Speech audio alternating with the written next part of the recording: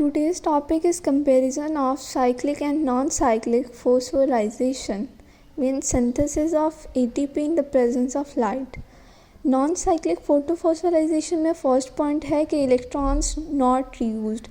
जो electron photo system 1 के पास जाएंगे वो फोटो सिस्टम 2 के पास थे वो फोटो सिस्टम 1 के पास जाएंगे. लास्ट प्रोडक्ट इनका बन जाएगा NADPH. वो इलेक्ट्रॉन दोबारा रीयूज नहीं होंगे. लेकिन साइक्लिक फोटोफॉस्फोराइजेशन में क्या होगा, इलेक्ट्रॉन्स रीयूज्ड होंगे, क्योंकि यहाँ फोटो सिस्टम 1 यूज़ हो रहा है. सिर्फ वो अपने प्राइमरी एक्सेप्टर को देगा, फिर प्राइमरी एक्सेप्टर फरडॉक्सिन को दे देंगे और साइटोक्रोम कॉम्प्लेक्स के पास जाएगा, फिर प्लास्टोसाइनिन के पास जाएगा, फिर ये फोटो सिस्टम 1 के पास आ जाएगा. यहाँ फर्स्ट इलेक्ट्रॉन डोनर वाटर है.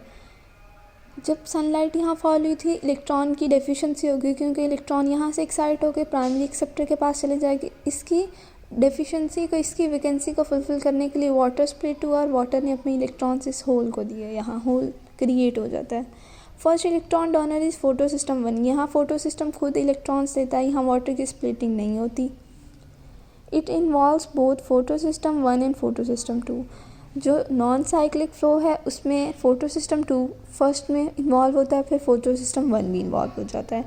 लेकिन जो साइक्लिक फ्लो होता है इलेक्ट्रॉन्स का, उसमें सिर्फ फोटो सिस्टम 1 इन्वॉल्व होता है और यहाँ ही साइकिल कंप्लीट हो जाती है.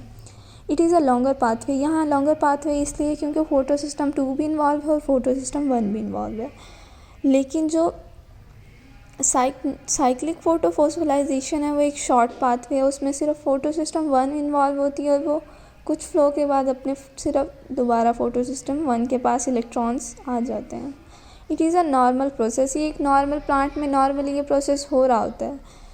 लेकिन जो साइक्लिक फोटोफॉस्फोराइजेशन वो कब होता है, जब ATP की कंसंट्रेशन लो हो जाती है और NADPH की कंसंट्रेशन बहुत ज़्यादा हो जाती है. तो जो नॉन साइक्लिक फोटोफॉस्फोराइजेशन का प्रोसेस है वो साइक्लिक के ऊपर साइक्लिक में कन्वर्ट हो जाता है. It generate both ATP and NADPH. जो नॉन साइक्लिक फ्लो है उसमें ATP तो प्रोड्यूस हो रहा है साइटोक्रोम कॉम्प्लेक्स से जब प्लास्टोसाइनिन के पास जाएगा, और फिर इसमें लेकिन जो साइक्लिक प्रोसेस है उसमें सिर्फ ATP प्रोड्यूस हो रही है, क्योंकि NADPH की कंसंट्रेशन वैसे ही बहुत ज़्यादा है. H2O स्प्लिट, इसमें वाटर स्प्लिट हुआ तो उसने इलेक्ट्रॉन की वैकेंसी पूरी की ना. लेकिन जो साइक्लिक फोटोफॉस्फोराइजेशन है उसमें वाटर की ब्रेक डाउन नहीं हुई, और जो क्योंकि इलेक्ट्रॉन रीयूज्ड हो गया. Oxygen is release. यहाँ वाटर ब्रेक डाउन हुआ था इसलिए एटमॉस्फेरिक ऑक्सीजन भी बनी थी. लेकिन जो साइक्लिक फोटोफॉस्फोराइजेशन है इसमें वाटर स्प्लिट नहीं हुआ इसलिए ऑक्सीजन भी नहीं फॉर्म हुई. Last electron acceptor is NADPH. Last electron जिसने एक्सेप्ट किया वो है NADPH रिडक्टेज, जिसने NADPH बना दिया जो रिड्यूसिंग पावर रखता है. Last electron acceptor is photo system 1. यहाँ फोटो सिस्टम 1 ही लास्ट इलेक्ट्रॉन एक्सेप्टर होता है.